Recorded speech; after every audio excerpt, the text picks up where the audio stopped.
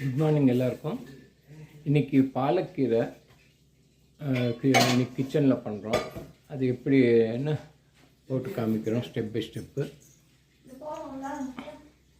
அதுக்கு அதுக்கு என்ன எப்படி பண்ணணும்னு ப்ரொசீஜரை இந்த வீடியோவில் போட்டு காமிக்கிறோம். உங்களுக்கு பார்த்து நீங்கள் உங்கள் வீட்லேயும் பண்ணிக்கலாம். பாலக்கீரை என்னென்ன அதுக்கு வேணும்னு நான் சொல்கிறேன். அதுக்கு இது மாதிரி ஒரு 2 கட்டு பாலக்கு வாங்கியிருக்கோம். இது மாதிரி நல்லா பொடி பொடியாக நெருக்கிக்கோங்க. நெருக்கிட்டு இதை நல்லா ஒரு தடவை 3 தடவை ஒரு தடவைக்கு இந்த 4 தடவை நல்லா அலசுங்க. அலசி மண்ணெல்லாம் எடுத்துடுங்க. மண் நிறைய வரும். மண் வராத அளவுக்கு நல்லா அலசிக்கோங்க. அதுக்கப்புறம் கீரை எப்படி பண்ணுவோன்னு வீடியோவில் போட்டு காமிக்கிறோம். இப்போ இந்த பாலக்கை நல்லா 4 தடவை அலசியாச்சு. நல்லா மண்ணெல்லாம் எடுத்தாச்சு. இதை இது மாதிரி ஃபில்ட்ரு பண்ணிக்கோங்க. எக்ஸஸ் வாட்டர்லாம் இது மாதிரி வடிகட்டியில் இது மாதிரி ஃபில்ட்ரு பண்ணிவிடுங்க.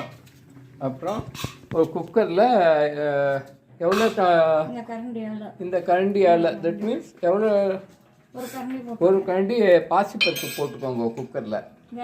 அதை நல்லா அலம்பிக்கோங்க. இந்த பாசிப்பருப்பை நல்லா ஒரு கழிக்கு வந்து அலம்பிக்கோங்க. கொஞ்சம் ஜலம் விட்டுக்கோங்க. கீரையிலேருந்து கொஞ்சம் ஜலம் எடுத்துக்கும். ஸோ நிறைய ஜலம் விட வேண்டாம். அப்புறம் மஞ்சப்பொடி போட்டுக்கணுமா? மஞ்சப்பொடி போட்டுக்கோங்க. இந்த கீரையை இதில் அப்படியே போட்டுருங்க. உப்பு போட்டுடணுமாம்மா? இதுக்கு தேவையான உப்பையும் போட்டுருங்க. இப்போ கீரை ஃபுல்லாக இருக்குது. பட் அது வேக வேக இறங்கிடும். பார்த்துக்கோங்க. பட் இதில் ஒரே ஒரு டிப்ஸை சொல்லுவேன். இந்த கீரையை குக்கரில் வைக்கிறதுனால எப்பயுமே குக்கர் முடிஞ்சோடனே வெயிட்டை டக்குன்னு எடுத்துடாதுங்க. சம்டைம் இந்த கீரையோட இந்த விசிலோட நாபில் போய் உட்காந்துரும். அது வெளியில் ப்ரெஷர் வெளியில் வராமல் இருக்கும். ஸோ அப்படியே ஒரு சூழ்நிலை வந்ததுன்னா பாருங்க, அந்த வெயிட்டை லைட்டாக தூக்கி பார்த்து அது இப்போ அதோட ப்ரெஷர் வெளில வராமல் தெரிஞ்சதுன்னா ஓகே. அப்படி வரலன்னு தெரிஞ்சேன்னா நீங்கள் அதை விசில் எடுத்தேன்னா கூட உடனே இதை ஓப்பன் பண்ணாதுங்க. சின்ன ஈர்க்குச்சி எதாவது வச்சு லைட்டாக அந்த விசிலுக்குள்ளே விட்டு பாருங்க. ஸோ இப்போ ப்ரெஷர் ரிலீஸ் ஆகுதுன்னா கொஞ்சம் கேர்ஃபுல்லாக இருங்க. ஏன்னா சம்டைம் அதுமாதிரி ஒரு தடவை ஆக்சிடெண்ட் எனக்கும் ஆயிருக்கு. நம்ம என்னென்னா வெயிட் எடுத்து பார்த்தோம், ப்ரெஷரே வெளில இல்லை. ஸோ ப்ரெஷர்லாம் இறங்கிடுச்சு நினச்சிட்டு மூடியை ஓப்பன் பண்ணோம். அப்படியே ஃபுல் ப்ரெஷர் மூஞ்சியில் தெரிச்சிருச்சு. ஸோ அது மாதிரி ரிஸ்க் எடுத்துக்காதுங்க. கீரையை பொறுத்தவரை ஃபுல்லாக அது மாதிரி கீரை இருக்கும்போது மூடி போட்டேன்னா ஏதாவது ஒரு கீரை இந்த விசிலோட துவாரத்தில் போய் உட்காந்துட்டீங்கன்னா ப்ரெஷர் வெளில வராது. அது கேர் எடுத்துக்கோங்க. விசில் எடுத்த உடனே கொஞ்சம் நேரம் வெயிட் பண்ணுங்க. இல்லாட்டா மேலே கொஞ்சம் தண்ணியை விடுங்க. அப்போ அது இல்லைம்மா, ப்ரெஷருக்காக நான் சொல்கிறேம்மா, அப்புறமா சொல்கிறேன். இப்போ இவங்க என்னென்னா லைட்டாக எண்ணெய் தடவிக்கோங்க. எண்ணெய் தடவினா ஒட்டிக்காது, அது கீழே வந்துடும். அது ஒரு வீட்டில் எங்கள் மேடம் சொல்கிறாங்க, எண்ணெய் லைட்டாக தடவிட்டேன்னா கூட உங்களுக்கு அந்த இது வராது, ஒட்டிக்காது. அது அப்படியே வழுக்கி கீழே வந்துடும். இப்போ குக்கரில் வச்சாச்சு. வச்சு வெயிட்டை போட்டுவிடுவாங்க. வெயிட்டை போட்டோன்னா ஒரு எவ்வளோ விசில்மா? 2 விசில் ஆனோன்னா ஆஃப் பண்ணிக்கலாம். அப்புறமா 10 ரூபா இப்போ ஆஃப் பண்ணோன்னா பிறகு போட்டு காமிக்கலாம். உங்களுக்கு இது ஒரு 3 விசில் வரணும். ஒரு விசில் வந்துச்சு. இந்த கீரைக்கு நீங்கள் வச்சு 3 விசில் வரணும். 3 விசில் வந்துட்டா ஆஃப் பண்ணிவிடுங்க.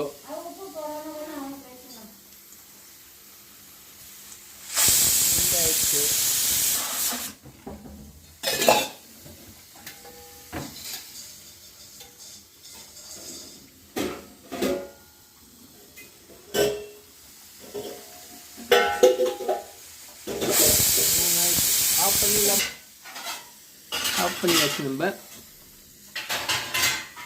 அந்த கீரைக்கு ஒரு 2 மிளகா, காஞ்ச மிளகா, ட்ரை சில்லிஸ், ஒரு 1.25 ஸ்பூன் ஜீரகம், அப்புறம் தேங்காய்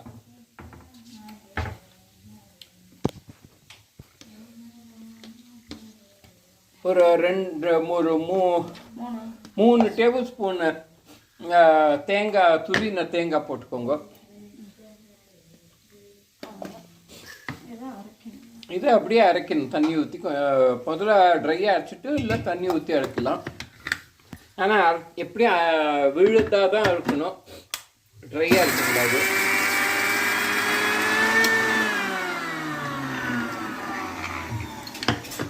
இப்போ கொஞ்சம் தண்ணி ஊற்றிக்கோங்க.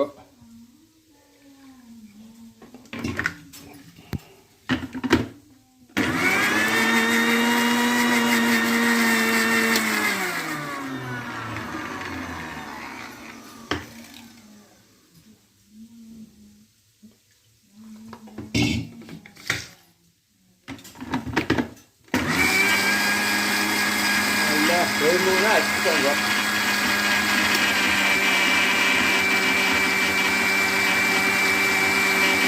இதுக்கு உப்பு போட வேண்டாமாம்மா? கீரட் போட்டு வச்சு அவ்வளோதான். கீரட் போட்டு வச்சுதான் அவ்வளோதான்.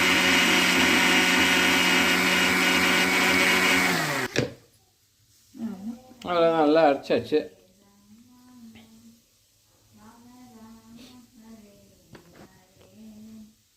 இப்போ இந்த கீரையை எடுத்தாச்சு. இப்போ இதை கொஞ்சம் உங்கள் வீட்டில் மத்தில் கடைஞ்சிக்கோங்க. இல்லை பிளெண்டர் இருந்ததுன்னா பிளெண்டரில் கொஞ்சம்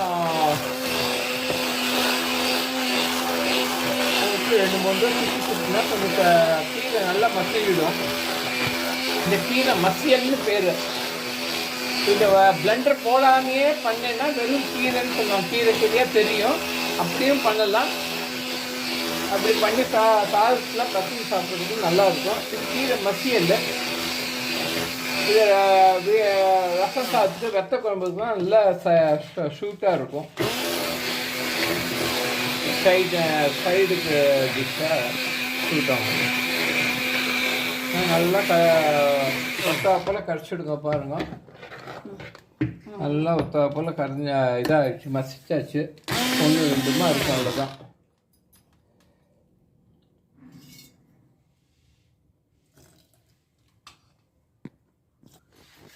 கீரை இப்போ நல்லா மசிச்சாச்சு. இப்போ அரைச்சி வச்சுருக்க இந்த விழுதை மிக்சியில் அரைச்சி வச்சிங்களா, தேங்காய், ஜீரகம், 2 மிளகா போட்டு அரைச்சி வச்சுருந்தோம். அதை இப்போ இதில் போட்டு விட்டுடணும், நல்லா மிக்ஸ் பண்ணி விடணும்.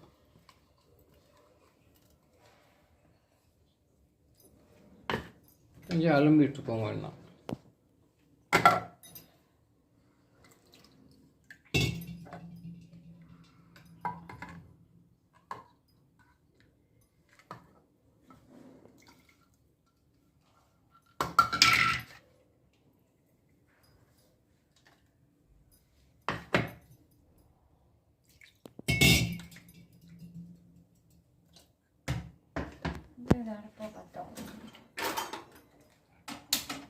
இப்போ நல்லா இதை போட்டு அடுப்பில் வச்சு நல்லா ஒரு சுற்றிக்கோங்க.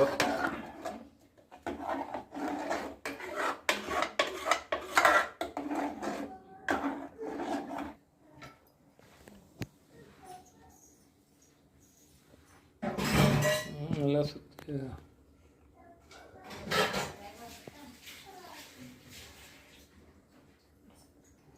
நீங்கள் அப்படியே இதுக்கு ரசம் பண்ணிகிட்ருக்கோம். தக்காளி ரசம். இன்னையோட மத்தியானம் லஞ்ச் மெனு தக்காளி ரசமும் பாலக்கீரையும். இதை வேறு பாத்திரத்தில் இந்த கீரையை ட்ரான்ஸ்ஃபர் பண்ணியாச்சு குக்கர்லேருந்து. கடைசியாக இதில் கடுகு உளுத்தம்பருப்பு தாளிக்கணும். நார்மலான எண்ணெய் இல்லையா, நெய் இல்லையா, தேங்காய் நெய் இல்லையா, அதாவது நார்மலான எண்ணெய் இல்லையா இங்கே தாளிக்கலாம். வாழ்க்கை ஏற்ற மாதிரி கோகோனட் ஆயிலில் கூட தாளித்தா வாசனை வரும். பட் இதுக்கு அவ்வளோ தேவையில்லை, நார்மல் எண்ணெய் போதும். அவியலுக்கு தான் கோகோனட் எண்ணெயில் தாளித்தா வாசனையாக இருக்கும். ஸோ கீரைக்கெலாம் நீங்கள் நார்மலாக சன்ஃப்ளவர் ஆயிலே தாளிக்கலாம். இன்னொரு அடுப்பில் ரசம் கொதிச்சிட்ருக்கு. ரசம் நல்லா கொதித்தோடனே இந்த பருப்பை கரைச்சி ஊற்றிடுவாங்க. ஏற்கனவே இதுக்கு முன்னால் தக்காளி ரசம் ஒரு ரெசிபி கொடுத்துருக்கோம். ஸோ இதில் ரெசிபி எதுவும் நான் சொல்லலை. ஸோ ஜஸ்ட்டு இப்போ கீரை பண்ணியிருக்கிறதுனால ரசத்தை காமிச்சிட்ருக்கோம், அவ்வளோதான். பட் இதில் ஒன்லி ரசத்துக்கு எந்த ரெசிபியும் சொல்ல போகிறது இல்லை. ஜஸ்ட்டு இன்றைக்கி நமக்கு என்ன மெனு வீட்டில் அதை பற்றி சொல்கிறோம். இன்றைக்கி ரசம், தக்காளி ரசமும் பாலக்கீரையும். இல்லை பருப்பு கரைச்சி ஊற்றியாச்சு, கொத்தமல்லியும் போட்டாச்சு. நல்லா தாராளமாக தண்ணியை ஊற்றி ஒரு கொதி வந்தோடனே இறக்கி விடணும் ரசம், அவ்வளோதான். நமக்கு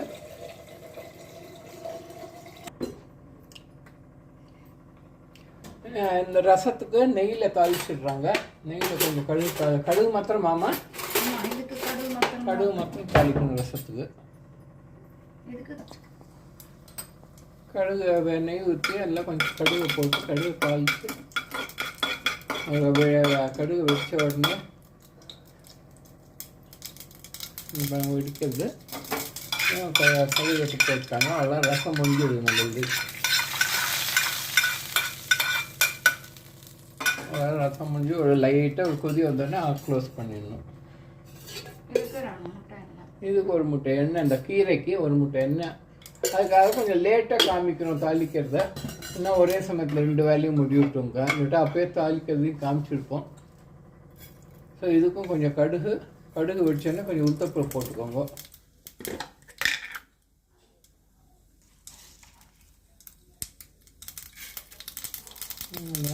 கடுகு வச்சோன்னே உளுத்தப்பருப்பு போட்டாச்சு. லைட்டாக அவ்வளோதான்.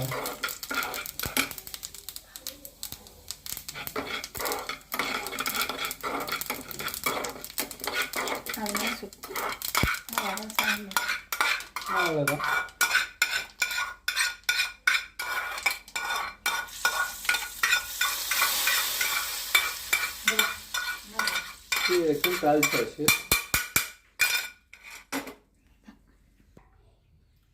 தாளிச்சாச்சு. கீரை ரெடி, ரசமும் ரெடி. இன்றைக்கி மத்தியானம் லஞ்சும் ரெடி, நம்ம சாப்பிட்றதுக்கு ஆளும் ரெடி. ஸோ இதோட நம்ம